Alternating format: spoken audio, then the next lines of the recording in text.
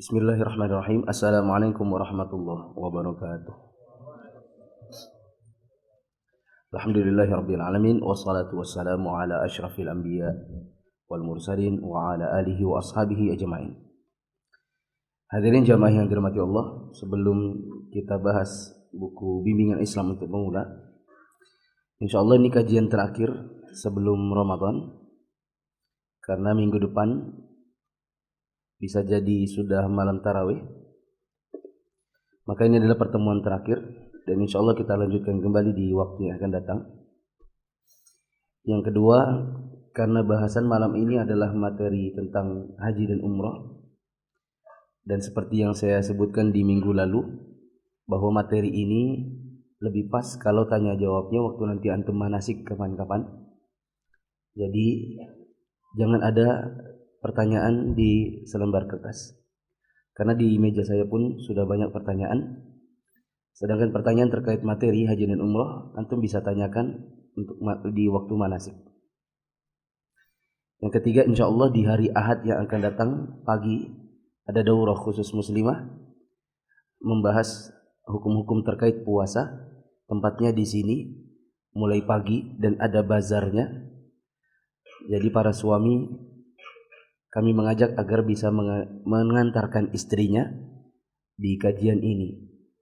Tahun lalu ada 1.200-an orang, ibu-ibu tok di Baitur Rahman Regensi. Ya, semoga di tahun ini pun bisa banyak yang hadir, dan bapak-bapak mungkin bisa sambil bawa anaknya nungguin istrinya kajian. Dan saya tidak tahu apakah bazarnya dibuka selama kajian atau tidak. Baik, sekarang di halaman 40.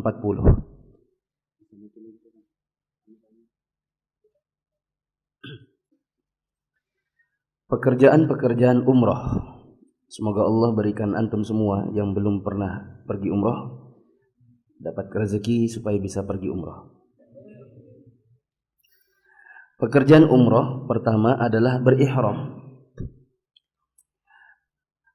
Kenakanlah pakaian ihram di miqat.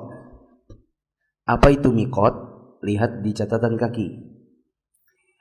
Miqatnya orang Syam adalah di Juhfah atau Rabiq. Bagi orang Najd di Qarnul Manazil. Kalau sekarang di kota Taif.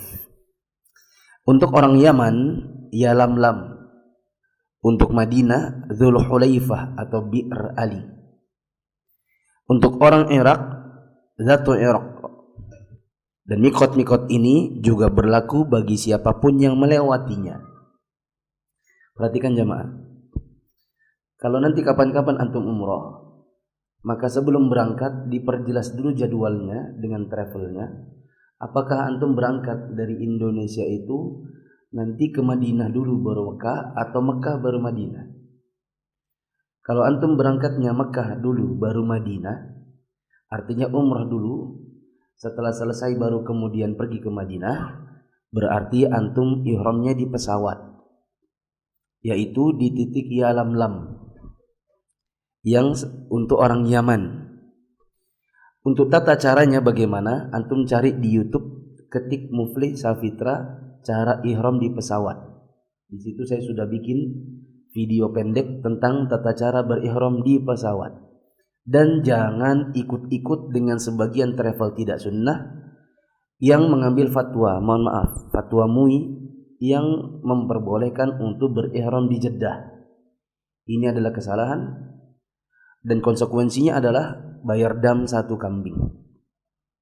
Dan ini pendapat yang kami ambil karena ini pendapat para ulama senior internasional, fatwa Lajnah Daimah, ya, bahwa orang-orang yang melewati titik Yalamlam dan dia langsung berangkat ke Mekah, maka tidak boleh berihram di Bandara King Abdul Aziz Jeddah, sebagaimana yang banyak difatwakan oleh orang-orang di Depak, terutama yang menjadi pembimbing haji.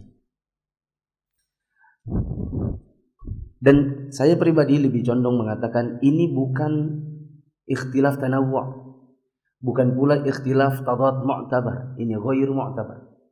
Siapa yang mengikuti fatwa tersebut, maka dia silakan lanjutkan perjalanannya, tetapi dengan syarat bayar dam 1 kambing. Adapun kalau antum nanti berangkatnya Madinah dulu baru Mekah, berarti antum berihramnya nanti di Bir Ali. Begitu juga bila antum berhaji di haji-haji kloter-kloter awal, di mana perjalanannya mendahulukan Madinah baru Mekah, selesai dari hari-hari tasyrik langsung pulang ke Indonesia, berarti antum berihramnya di Bir Ali. Tapi kalau antum dapat kloter terakhir, di mana antum dari Indonesia langsung turun di Jeddah dan langsung ke Mekah, berarti antum berihramnya di Yalamlam, yaitu di pesawat. Nah, ini akan lebih jelas lagi kalau nanti antum sudah akan berangkat. Kenakan pakaian ihram di miqat. Kalau kita di Bir Ali berarti terserah mau pakainya di hotel Madinah kah, di Bir Alinya kah. Kalau kita di pesawat terserah mau pakai dari Jakarta kah, atau nunggu dekat-dekat setengah jam dari Yalamlam baru mengganti ihram, boleh, gak masalah. Yang penting jangan nanti sudah lewat miqatnya baru antum mau cari kainnya. Yang repot lagi kalau kainnya ternyata ada di bagasi. Nah, iya sudah. Nah, sementara di pesawat sudah diumumkan miqat bagi yang akan berihram bersiap kurang lebih 10 menit lagi. Antum cari-cari kain, ternyata kain ada di bagasi. Ya. Ini yang salah siapa? Yang salah adalah pembimbingnya, bila pembimbingnya nggak ngasih tahu. Karena apalah gunanya pembimbing kalau hal-hal yang penting seperti ini tidak diberitahu. Jadi ketika nanti antum berangkatnya mau dari Yalamlam, berihramnya di Yalamlam, berarti itu kain bisa dipakai mulai dari Jakarta. Bila antum direct ke Jeddah, kalau antum transit di Abu Dhabi berarti boleh pakainya dari Abu Dhabi. Yang penting itu kain ada di kabin, bukan di bagasi. Setelah berihram, memakai pakaian ihram di miqat, maka ucapkanlah labbaik Allahumma bi umratin atau labbaik Allahumma umratan. Aku penuhi panggilanmu ya Allah dengan melaksanakan umrah. Lalu ucapkanlah talbiyah labbaik Allahumma labbaik labbaik la syarika laka labbaik sampai selesai. Untuk laki-laki talbiyahnya dikeraskan, untuk perempuan dengan suara yang lirih. Kedua, tawaf. Sampai di Mekah, pergilah ke Masjidil Haram. Ya, tapi kalau teknis aslinya sampai di Mekah masuk hotel dulu. Nah, taruh dulu tas-tasnya, bagi dulu kunci kamarnya, makan malam.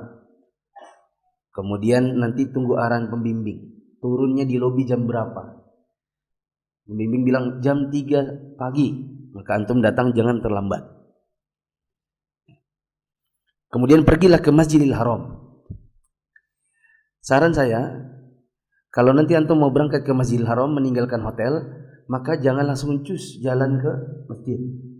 Tapi keluar dari hotel, lihati dulu hotelnya, amati namanya, bentuknya, warnanya, kanan kirinya apa.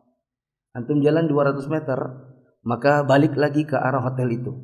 Lihat lagi hotel antum yang mana, di kanan atau di kiri. Supaya siapa tahu antum terpisah dari rombongan, maka antum bisa pulang dengan terlebih dahulu lihat orientasi bentuk hotelnya. Ya. Yang susah ini kadang sebagian pembimbing jalan jalan. Habis itu jamaahnya pisah. Habis pisah jamaahnya bingung. Nelpon sana nelpon sini. Ustaz saya di anu. Repot sendiri akhirnya ustaz. Sampai di Masjidil Haram lakukanlah tawaf. Keliling Ka'bah 7 putaran dimulai dari Hajar Aswad seraya mengucapkan bismillah Allahu Akbar. Nah, catatan penting, ketika antum masuk di, penting tapi nggak penting-penting amat, tapi penting. Waktu antum masuk Masjidil Haram, maka itu sandal antum taruh di tas dan tasnya antum bawa bersama antum sampai selesai sa'i. Karena pintu di mana antum masuk, bukan disitulah pintu antum keluar. Jadi jangan berharap taruh di rak-rak sepatu. Nanti antum akan repot sendiri. Apalagi ditaruh di pinggiran di depan masjid. Jangan kira itu masjid BDI. Ya. Insya Allah antum balik situ, sendal antum tidak ada. Ya. Ciumlah hajar aswad jika bisa.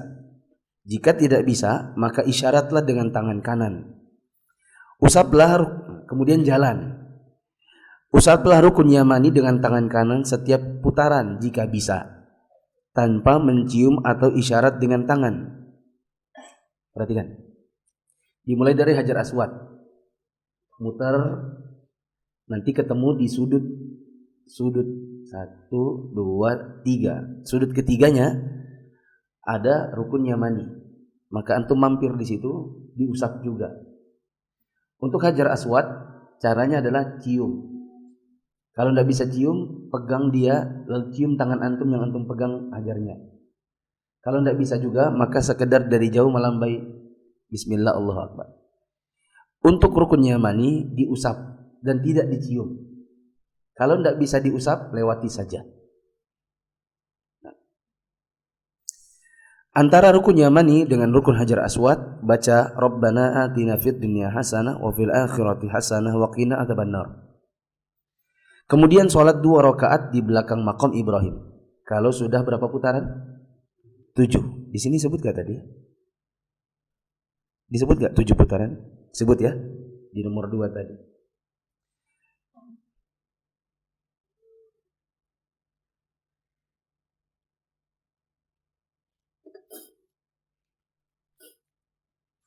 Kemudian sholat 2 rakaat di belakang maqam Ibrahim.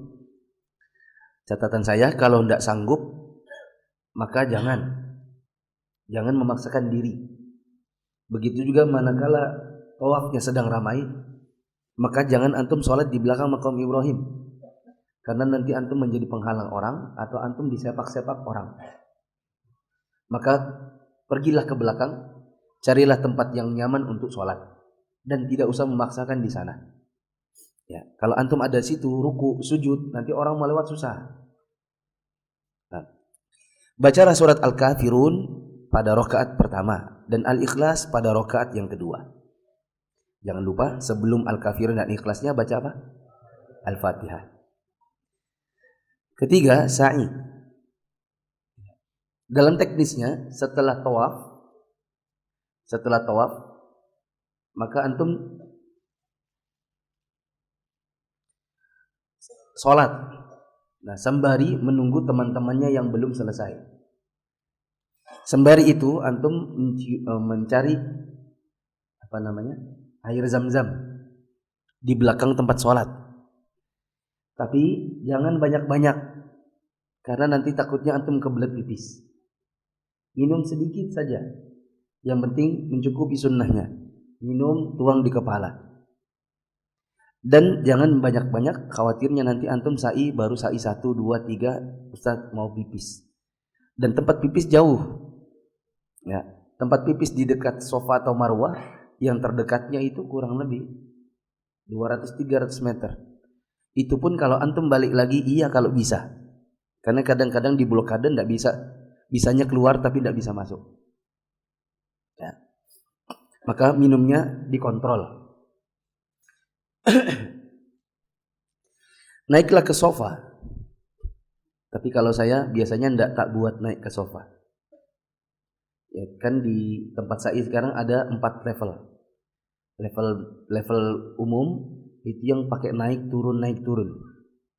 Level di atasnya itu yang datar. Level di atasnya datar ditambah bom kar. Level paling bawahnya itu datar. Saya biasanya bawa dari level paling bawah supaya datar dan biasanya tidak terlalu ramai. Nah, apalagi kalau di rombongan itu banyak orang tua, maka tidak usah ambil yang naik turun. Kasihan. Naiklah ke sofa lalu menghadap kiblat seraya mengangkat tangan, mengucapkan inna sofa wal marwata min sya'airillah. Faman hajjal baita aw i'tamara fala junaha alaihi ay yatawafa bihima wa man tatawwa khairan fa innallaha syakirun alim. Abda'u bima bada Allah bihi. Lalu membaca Allahu Akbar 3 kali. Allahu Akbar, Allahu Akbar, Allahu Akbar. lalu membaca yang di bawah ini yang besar. La ilaha illallah wahdahu la syarikalah lahul mulku wa lahul hamdu wa huwa ala kulli syai'in qadir. La ilaha illallah wahdah la syarikalah anjaza wa'dahu wa nasara 'abdahu wa hazamal ahzaba wahdah. Saya tidak usah bacakan artinya ya, biar cepat. Nanti toh insyaallah kalau antum berangkat ada manasik lagi. Baca ini sebanyak 3 kali. Halaman 42. Ucapkanlah hal ini, takbir dan ucapan di atas, setiap kali di sofa dan marwah, disertai dengan doa apa saja yang diinginkan. Misalnya antum berdoa gini, sampai di sofa, Allahu Akbar, Allahu Akbar, Allahu Akbar, la ilaha illallah wahdahu syarika, sampai selesai. Setelah itu doa, ya Allah, aku jomblo ya Allah, misalnya, minta istri. Setelah itu lagi, Allahu Akbar, Allahu Akbar, Allahu Akbar, Allahu Akbar, la ilaha illallah wahdahu syarika, sampai selesai, lalu doa yang lain. Setelah itu takbir lagi, lalu doa yang lain, baru kemudian jalan. Boleh juga doa, Allah takbir baru doa.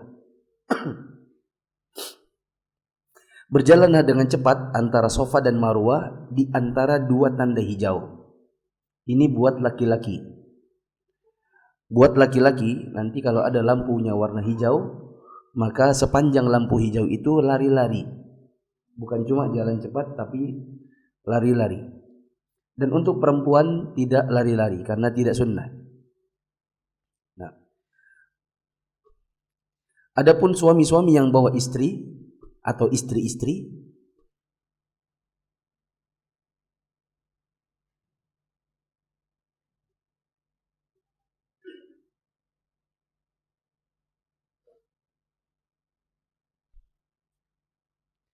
suaranya nggak jelas di luar katanya. Adapun yang bawa apa tadi? Istri, ya istri-istri ya.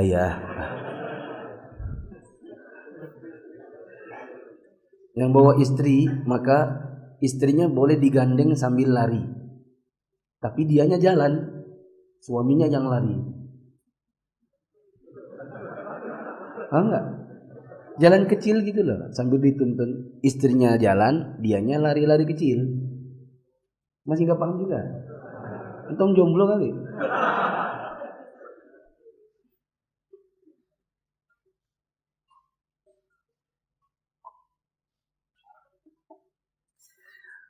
Sa'i dilakukan 7 kali. Dari sofa ke marwah 1, dari marwah ke sofa 1. Bukan kayak tawaf, ujung ke ujung 1. Ya. Bukan seperti tawaf yang dari hajar ke hajar 1. Ya. Untuk sa'i dari sofa ke marwah 1, marwah ke sofa 1. Keempat, cukurlah semua rambut atau digunting pendek. Untuk laki-laki yang paling utama adalah botak pelontos. Atau kalau tidak mau berarti digunting pendek. Tapi Nabi SAW mendoakan 3 kali untuk yang pelontos, baru mendoakan yang pendek. Dan bila antum tidak ada udzur kecuali sekedar style, maka botaklah. Kapan lagi antum botak yang pahala? Antum cukur di Balikpapan, botak pelontos, nggak dapat pahala apa-apa. Tapi kalau botaknya ini di Mekah setelah umroh, maka antum dapat pahala dan doa Nabi 3 kali. Kapan lagi antum mau didapat seperti itu? Ya. Saya heran dengan sebagian travel yang kalau pulang satu pesawat rata-rata nggak gundul. Ya. Rata-rata rambutnya masih panjang-panjang, termasuk pembimbingnya. Entah mungkin rambut itu rambut cukur mahal kali, ya, dikeluncung. Ya. Jadi kayaknya sayang banget sama tatanan rambutnya itu. Ya. Ada lagi, ya. Kalau rata-rata jamaah yang saya bawa, ya setengah paksa dikit lah. Ya, setengah dipaksa. Ayo Pak, gundul aja. Biasanya yang tidak mau itu anak-anak SMP SMA, karena dia takut nanti kalau pulang diejekin botak. Saya bilang nanti juga kamu kalau sudah pulang, insya Allah kita pulang itu sampai bandara sudah punya rambut, cuma masih kecil-kecil. Ya, tapi kan yang penting punya rambut. Ya. Ada yang tidak mau, akhirnya cuma cukur 2 cm. Orang lain botak, akhirnya dia balik lagi. Ya udah Ustaz, botak juga. Ya, kan jadi kerjaan baru buat tukang cukurnya. Nah, untuk wanita cukup dipotong sedikit saja, yaitu ditarik rambutnya ke belakang, kemudian digunting seukuran jempol. Boleh juga rambutnya dibelah 2, baru digunting seukuran jempol. Paham maksud saya? Gini nah. Ini tarik atau gini lah. Belah 2, tarik ke depan. Nah, setelah genggaman, segenggam ini nah, kira-kira sejempol ini. Ini yang digunting. Bukan di sini ya. Begitu juga ini. Lewatkan, kira-kira tersisa sejempol digunting. Bukan di sini. Nah. Selesailah umroh. Cepat kan? Nah, cuma 4 langkah.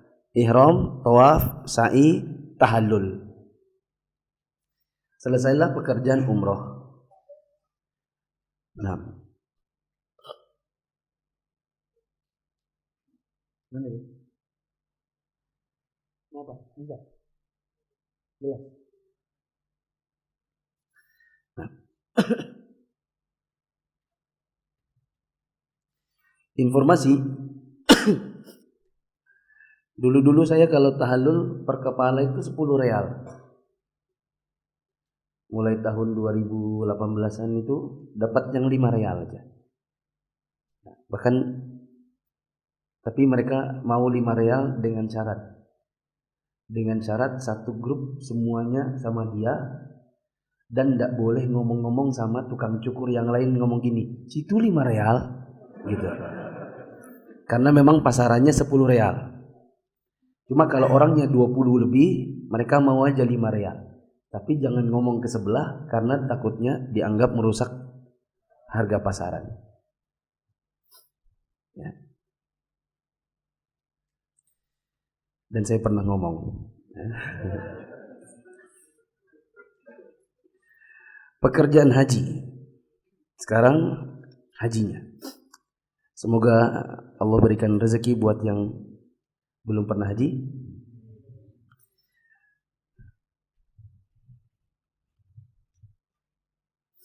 Pertama, kenakan pakaian ihram pada tanggal 8 Zulhijjah.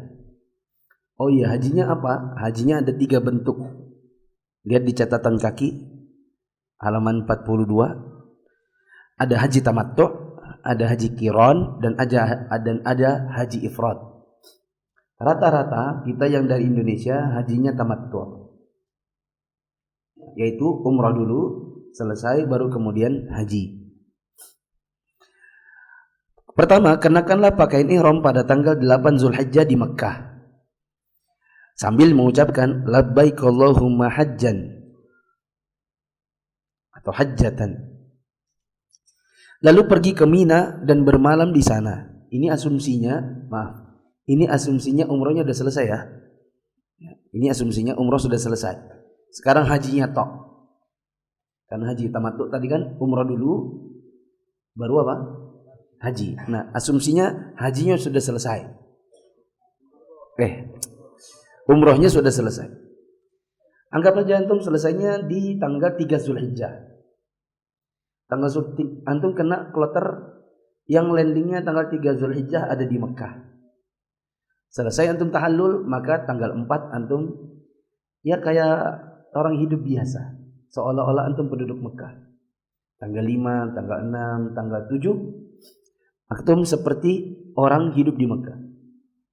Makan, minum, tidur, sholat. Makan, minum, tidur, sholat, baca Quran. Tidak usah bawa laptop, kerjaan jangan dibawa ya. Percuma aja ya. Saya lihat banyak orang yang sepanjang umroh pun sibuk dengan perdagangannya, sibuk dengan urusan kerjanya. Cuti full itu handphone kantor tinggal kalau perlu. Supaya nggak ada yang ganggu. Ya. Saya pernah ada satu jamaah, saya telepon dia karena sesuatu saya mau cari dia gitu. Saya telepon. Assalamualaikum. Waalaikumsalam. Man? Bukan, bosku lagi umroh. Oh iya. Berarti handphonenya ditinggal. Iya, handphonenya ditinggal. Dia lagi umroh sama saya. Saya cariin dia, nggak ketemu, tak kira handphonenya dibawa, ternyata nggak dibawa. Ya. Supaya bebas pikiran.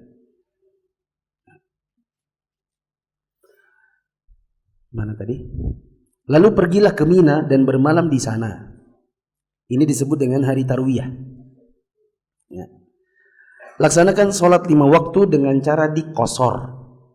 Jadi zuhur, asar, isya dilakukan 2 rakaat 2 rakaat. Maghrib tetap 3 rakaat, bukan 1,5. Subuh tetap 2 rakaat.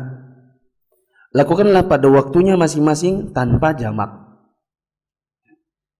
Inilah yang saya beberapa kali ceritakan di kajian-kajian tentang penguasa dan khutbah-khutbah tentang penguasa di minggu-minggu terakhir ini. Bahwa orang yang di Mina sunnahnya adalah sholatnya tidak dijamak, tapi zuhur, asar, isyaknya dikosor. Kedua, pergilah ke Arafah pada tanggal 9 Zulhijjah setelah terbit matahari. Lalu sholat zuhur dan asar di jamak takdim. Oh ya, ada juga yang tanggal 8 malam sudah berangkat. Dan ini tidak mengapa. Misalnya 8 malam sudah menuju Arafah karena khawatir macet. Maka ini boleh saja. Lalu sholat zuhur dan asar di jamak takdim. Yaitu dilakukan zuhur asar itu di jamak dan dikosor, diringkas di waktu zuhur. Dengan sekali azan 2 iqamat tanpa sholat sunnah. Jadi di Arafah azan tidak ada qobliyahnya, langsung zuhur 2 rakaat, asar 2 rakaat, nggak ada ba'diyahnya. Pastikan bahwa Anda benar-benar berada di daerah Arafah dalam keadaan tidak berpuasa sambil mengucapkan talbiyah dan berdoa kepada Allah semata, karena wukuf di Arafah merupakan rukun yang berdasar. Perhatikan jemaah. Kalau antum ke Arafah nanti di sana ada papan-papan warnanya kuning. Bunyinya Arafat start here atau ends here. Yaitu batas-batasnya Arafah. Jangan sampai antum berwukuf di luar batas-batas dengan papan kuning tersebut. Kemudian dengan alasan apapun, kalau seandainya tidak wukuf maka haji antum batal. Jadi meskipun sakit keras maka tidak ada ceritanya haji kalau seandainya tidak wukuf. Makanya di hari Arafah banyak helikopter datang, di antaranya adalah bawa orang sakit. Ya, yang diturunkan bukan cuma buah tapi juga manusia. Karena kalau seandainya dia di rumah sakit, anggaplah ada jamaah Indonesia jatuh sakit, tanggal 9 Zulhijjah ada di Jeddah, sampai berakhir wukuf ada di Jeddah, maka batallah hajinya. Ya. Oleh karenanya, mumpung masih muda, cita-citakanlah antum segera haji dan jangan nunggu tua. Karena kalau nunggu tua, fisik antum susah, bisa jadi menyusahkan diri sendiri dan bisa menjadi beban bagi sesama jamaah satu kloternya. Nah.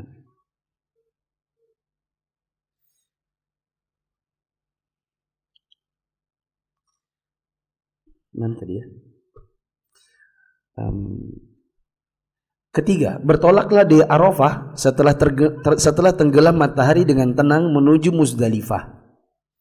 Lakukanlah sholat maghrib dan isya di jamak takhir dan qasar.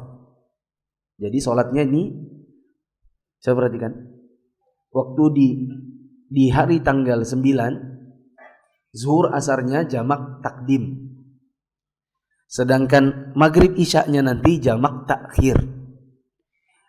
Tidak di Arafah tetapi di Muzdalifah. Nah, lakukan sholat maghrib dan isya jamak takhir qasar, berarti 3 lalu berapa? 2. Bermalamlah di Muzdalifah agar mendapatkan sholat subuh. Berzikirlah kepada Allah di Masy'aril Haram. Dibolehkan untuk yang lemah untuk meninggalkan Muzdalifah tengah malam.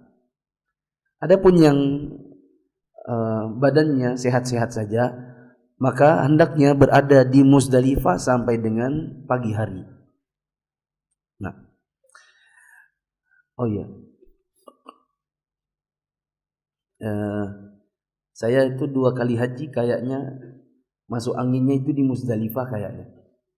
Karena tidur bermalam hanya dengan kain ihram tanpa pakaian dalam, kemudian di bawah langit angin kencang. Terus karena tidak punya bantal, maka kain ihram atasan saya tak gulung-gulung jadi bantal. Jadi saya tidur tanpa atasan, tetap bawahan ya, tetap bawa ke bawahan. Nah, maka ini juga jadi pelajaran, siapa yang bermabit di Muzdalifah jaga-jaga kesehatan. Ya, seandainya bis antum ada dekat situ, mungkin antum bisa di dalam bis saja. Ya, karena apa? Jaga kesehatan. Keluarlah dari Muzdalifah sebelum matahari terbit menuju ke Mina pada hari raya tanggal 10. Lalu lemparlah Jumratul Kubra dengan 7 batu kecil-kecil seraya bertakbir. Ya, lihat batunya kecil-kecil, ukurannya kayak kelereng. Setiap kali ngelempar gini, Allahu Akbar, Allahu Akbar, Allahu Akbar. Jangan sekali 7, Allahu Akbar. Karena kalau sekali 7 hitungannya cuma 1. Nah, dan pakai batu saja. Ya, ada orang Pakistan tuh pakai batu bata. Nah, ada yang karena punya keyakinan, ya, maksud saya batu bongkahan besar. Karena keyakinannya lagi ngelempar setan. Ada orang Saudi, dai Saudi bilang, saya ketemu orang Pakistan. Nah ini dia kotak tadi, kotak tisu. Kata dai Saudi itu, dan saya lihat dia lempar jumroh itu dengan batu yang tak kurang dari kotak tisu ini. Saya bilang, Sodik, ada muskilah. Ini masalah ini. Nanti kalau kena kepala orang gimana? Dia bilang, enggak masalah. Ini lempar setan. Nah.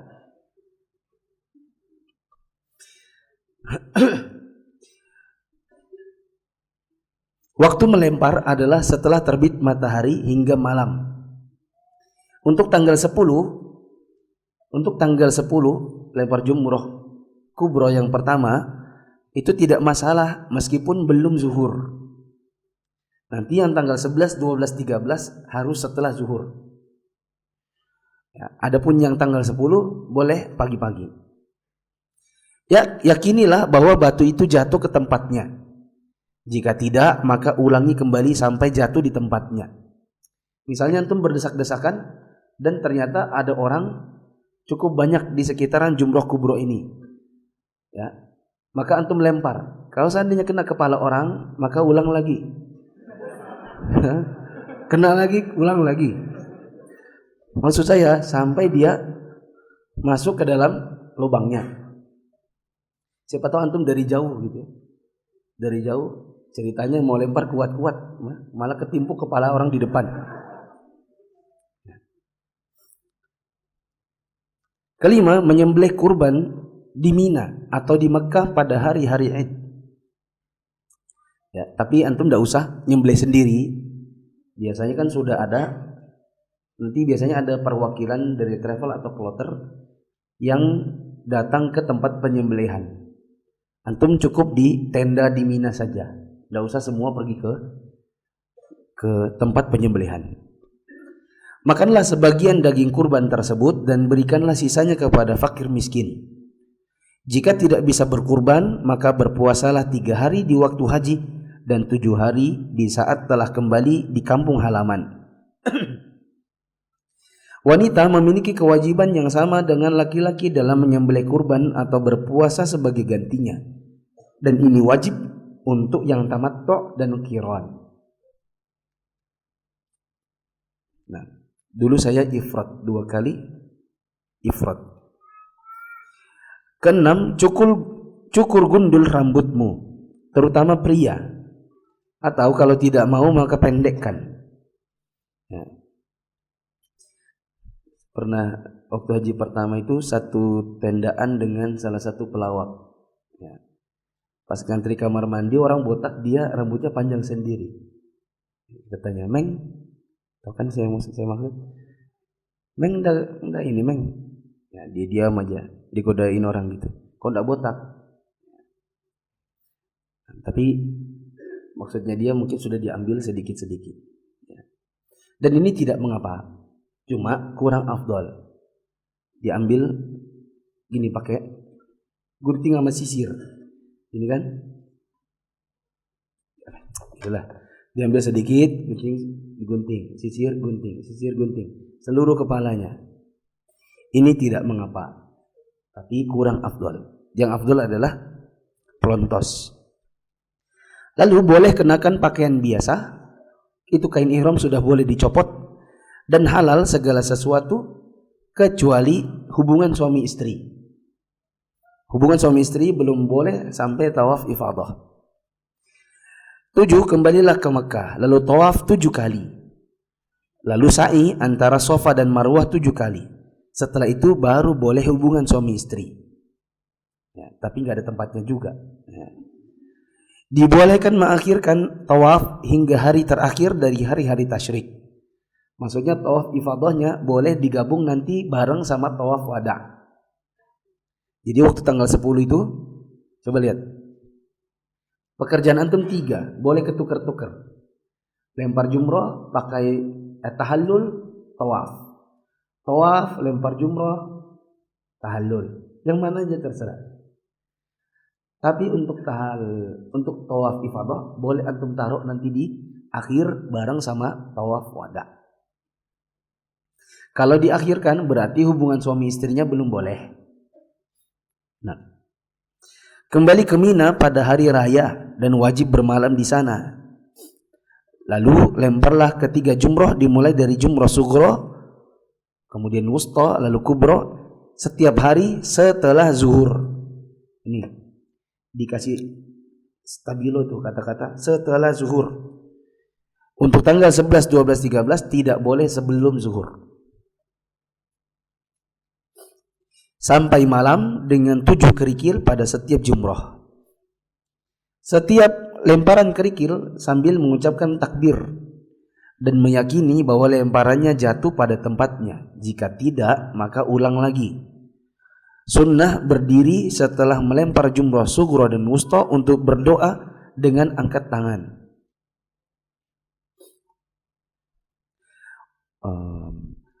Kaum wanita, orang-orang sakit, anak-anak kecil, dan orang-orang yang lemah boleh mewakilkan jumroh kepada orang lain. Ya. Waktu saya haji yang kedua, saya sakit. Itu tadi saya bilang, kayaknya masuk angin di Musdalifah. Maka di tanggal 11, 12, 13 ini itu tidak sanggup untuk lempar. Maka saya titip sama istri saya. Istri saya pergi sama temannya lempar jumroh, saya titip batunya. Jadi istri saya lempar dulu 7, 7, 7, baru dia balik lagi untuk saya 7, 7, 7. Balik itu bukan balik ke tenda ngambil batu kembali lagi, bukan. Tapi jumroh sugro, wusta, kubro, balik ke sugro, wusta, kubro. Dibolehkan juga mengakhirkan lemparan jumroh hingga hari kedua atau ketiga dari hari tasyrik ketika terpaksa. Terakhir, ke-9, tawaf wada. Ini termasuk wajib haji. Setelah tawaf wada lalu pulang. Orang yang meninggalkan tawaf wada dan tidak melempar jumroh atau tidak bermalam di Mina, maka wajib dam 1 kambing. Nah. Tapi pulang ini maksudnya tidak harus langsung ke bandara. Bisa saja setelah tawaf wada, misalnya masih beli oleh-oleh. Habis itu balik ke hotel. Besok paginya baru ke Jeddah. Ini juga tidak mengapa. Sudah. Insya Allah akan lebih detail lagi, lebih jelas kalau nanti antum ikut manasik haji atau manasik umroh.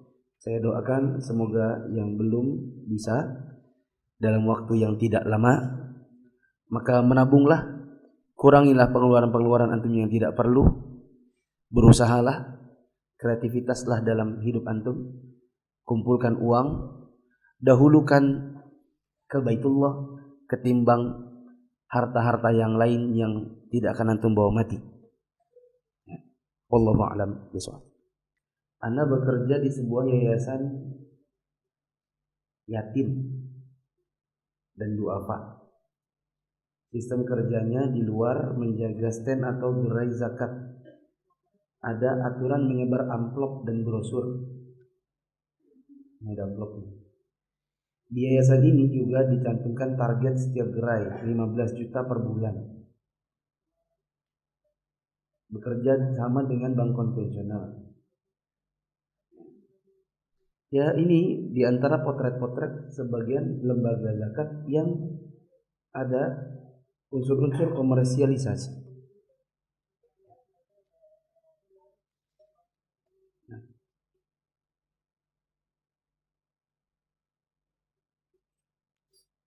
Dan saya sarankan tidak bekerja di tempat yang seperti ini.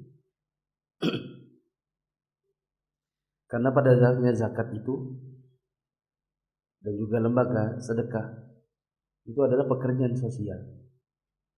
Kalau dia dipakai target, ini kelihatan banget ingin komersilnya ketimbang soal saluran sosialnya.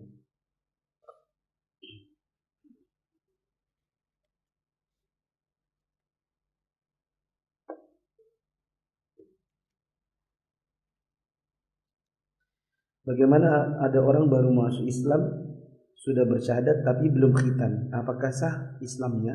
Sah Islamnya, tapi dia harus khitan meskipun dia sudah dewasa.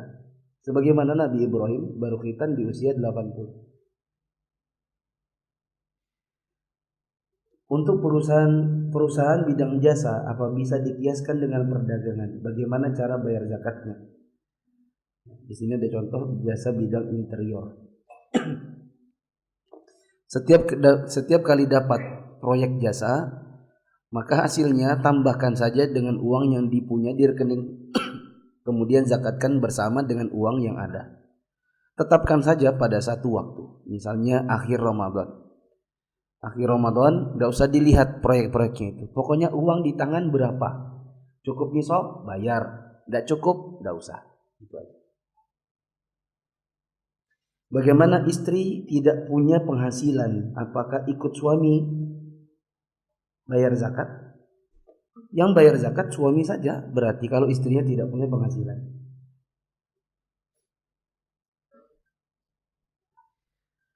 Bolehkah kita bergerak saat sholat jika ingin memperbaiki suatu barang yang ada di depan kita? Nabi SAW lewat kambing di depannya, maka beliau maju ke depan sampai tertempel perut beliau ke dinding. Setelah lewat anak kambingnya, baru beliau mundur. Nabi SAW sholat, ada Aisyah mau masuk kamar, maka Nabi bukakan pintu. Nabi sholat bersama Hasan dan Husain. Kalau berdiri maka digendong. Kalau mau ruku atau sujud maka diturunkan.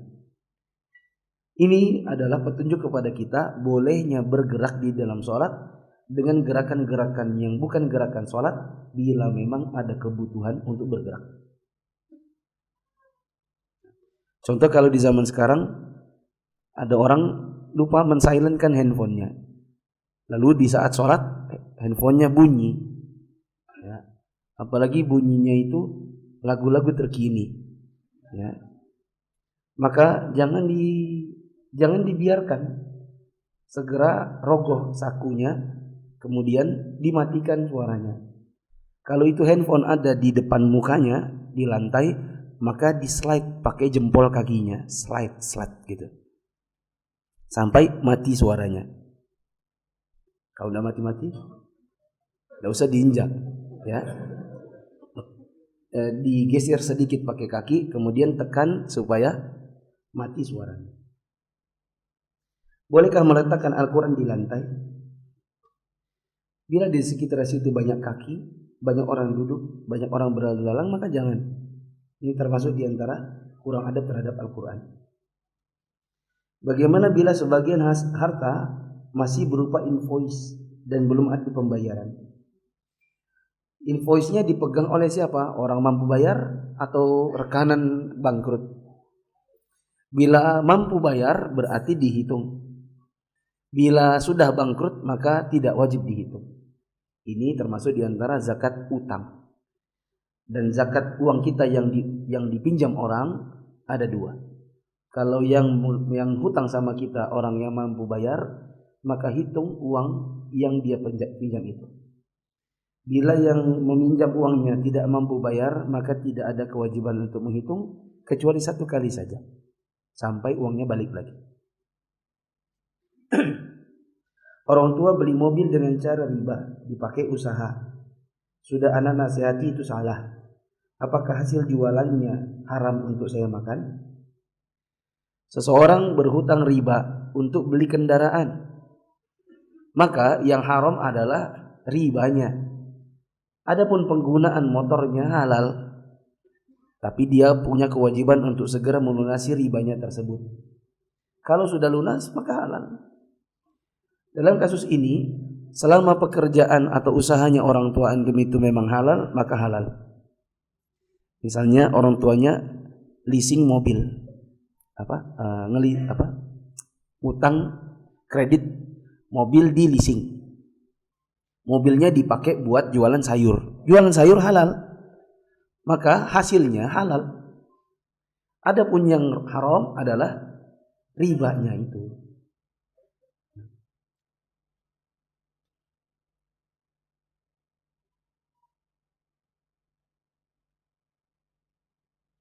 Setiap makmum takbir intikal, apa ikut takbir? Iya.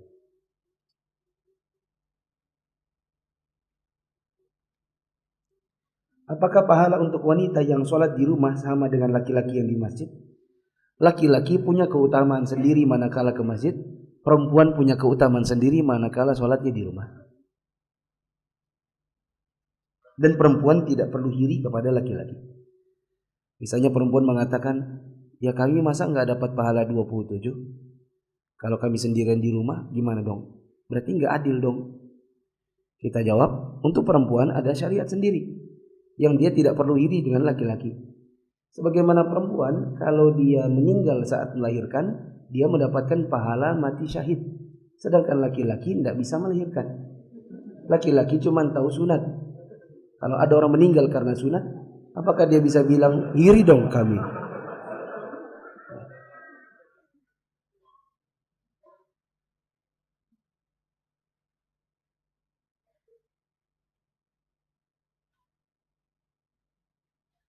Apa itu sholat sunnah mutlak? Sholat sunnah mutlak adalah sholat sunnah yang tidak punya sebab. Cuma duduk-duduk, sholat bukan rawatib, bukan sholat duha, bukan sholat qabliyah, bukan sholat tahiyatul masjid, bukan sholat sunnah wudu. Cuma mau sholat. Itu namanya sholat sunnah mutlak. Dan sholat sunnah mutlak hukumnya sunnah, dan tapi tidak boleh dikerjakan di waktu terlarang yang 5. Subhanakallahumma wa bihamdika asyhadu an la ilaha illa anta astaghfiruka wa atubu ilaik. Wassalamualaikum warahmatullahi wabarakatuh.